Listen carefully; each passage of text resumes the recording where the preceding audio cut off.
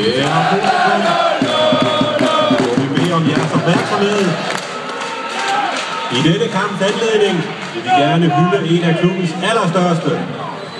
Lars Oxholm var igennem 12 sæsoner en markant skikkelse i Odense, både på og uden for isen. Den mangeårige kaptajn var en frontfigur af de helt store, og han satte sit tydelige aftryk på klubbens store fremgang i perioden.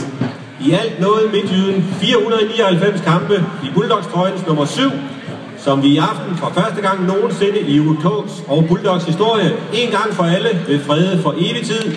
Lars Oxholm trøje nummer 7.